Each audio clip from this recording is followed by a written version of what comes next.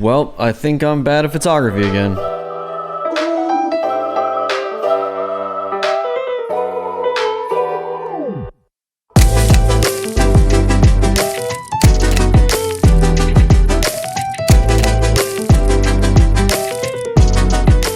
But before we get into that, I do have an announcement, and that is I moved to LA. Yep, that's right. I moved to Los Angeles because I actually got a really big job down here. And along with that big job, I am part of a really big production that I legally can't say anything about for now. I promise I will tell you as much as I can, as soon as I can, when all the paperwork is cleared. But for now, I'm just trying to, I guess, gather my bearings for Southern California because I really don't know jack about this place. What better way to explore a new city or area than to do some good old spirited street photography?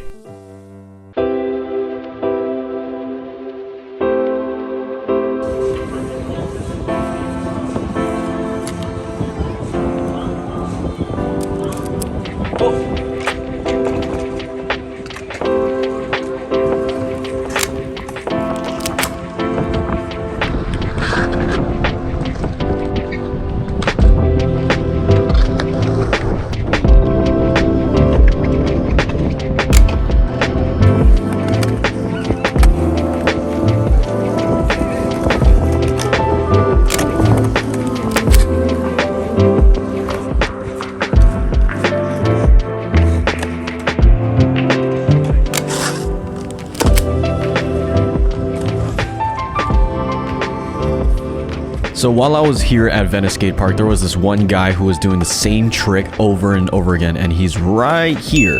He was probably practicing something, but I really liked how high in the air that he was going, so I wanted to station myself in a way so that I could photograph him mid-air without the palm trees getting in the way in the background. This took many tries to get the right frame, and I wanted to make sure that I nailed my focus. The guy who was skating quickly noticed that I was trying to get a photo of him, so he was trying to make his move a lot more dramatic and stylish, and I was glad he did it because I ended up getting this frame, and I really liked this one over the rest of them because he showed me the top of the board and his limbs were kind of going all over the place, making a pretty dramatic shape. And this is a good example of how teamwork can make great street photos.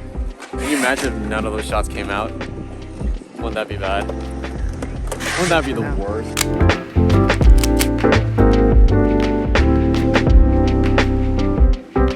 Here's my quick review on Venice skate park in terms of street photography material. I would say it's a 6.5 out of 10. Reason being is that there is a lot that can happen at this location. This is probably my third or fourth time being here, and it usually is pretty active. But the thing about shooting on location at places like Venice skate park is that the photos can get really stale. Unless the subjects are doing something really crazy and the photographer can document that, a viewer can get really bored with places like Venice skate park because there's only like 4 different angles that you can get a photo of, and this place is so well documented that there's not much you can do that's new and refreshing. I don't know what kind of shows or movies that you guys are into, but one of the things that I kind of internally feel frustrated about when watching is when the main character goes through this entire arc of trying to either solve a problem, overcome something, or gaining a new ability or power. At the end of the season, everything is good. The main character or cast gets stronger, they get smarter, and then the start of the next season, they have to start a new obstacle, a new arc, but they kind of seem dumb and completely different from when we last saw them at the end of the previous season. So I've been doing photography for 12 years now. There are a lot of things that I have figured out or at least learned from. And when I'm doing these YouTube videos of either trying to educate or share something, you, the viewer, might have the expectation that once I share that lesson or educate you on something, that I should be incapable of making a mistake that kind of contradicts that previously taught lesson. And if you don't actually feel that way about YouTubers, well, I personally am placing that expectation on myself. Like, if I'm gonna be making street photography content and trying to make some educational lesson about it, I probably shouldn't be making steps backwards. I should always be making steps forward. But in the past month and a half of having my mind being pulled into so many different directions of taking care of this gig or worrying about this client work and trying to furnish this place and finding my bearings and over here, I haven't been making that much work lately. I haven't been making any photos. I feel like I'm digressing in a lot of ways. In street photography, I feel like my compositions are weaker. My courage to photograph strangers is getting smaller color, just my overall smoothness of moving and my intuition and my awareness is just like not as sharp. This struggle that I'm sharing with you in this video is not really to teach you anything. It's just merely me sharing this with you because I'm just not as practiced as I used to be, although I will be trying to in the coming months. So yeah, this feeling of like sucking at photography is not a very rare feeling. It's quite common. Like, for example, if you're a wedding photographer and then you decide to quit to do something else, that new thing might remind you that like, oh shoot, I suck at photography again. Or if you only have been doing one thing for years and you take a little bit of a break for various circumstances and you get back into it, you might have the same feeling or the same struggle. That's for sure what I'm going through right now. Let's end this video by reading some comments from the past video. Alright, so in the last video, that was my first time showing this new space that I'm living in right now, and I was reviewing a couple photo books and a couple camera gear pieces. So the first comment that I'm gonna go off of is this one. I'm Japanese Goza, in quite old Japanese means a blind female traveling musician.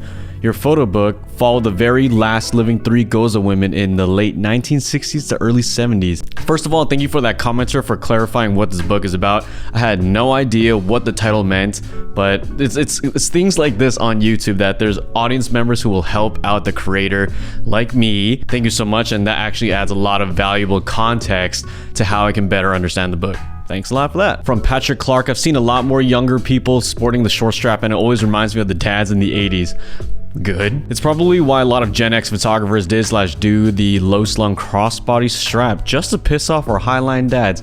That's pretty weird. I didn't know that the long strap was just to counteract that culture of, I don't know, older photographers, but the short strap really is the best thing that I would recommend to photographers now. It's practical, it's stylish, it's nice and neat, so why not get it? So a couple of you in the comment section noticed that those black and white photos in the beginning of the video were inspired by Platon. That guy is a photographer that I really admire and his style is awesome, so I just wanted to see if I could replicate something like that.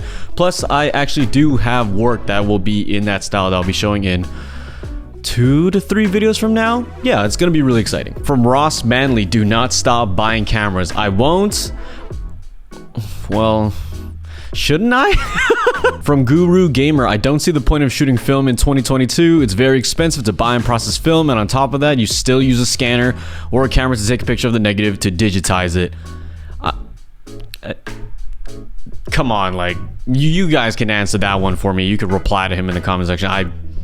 I don't need to get into that. Well, that's all the comments that I'm going to read today. If you want to leave a comment down below for a chance to be featured or for me to respond to you, go ahead, drop something down there, whether it's comical or about the video. That's all I have for you guys for today's video. Thank you guys for watching. Make sure you subscribe, like the video, and leave a comment. And I will see you in the next video. Peace.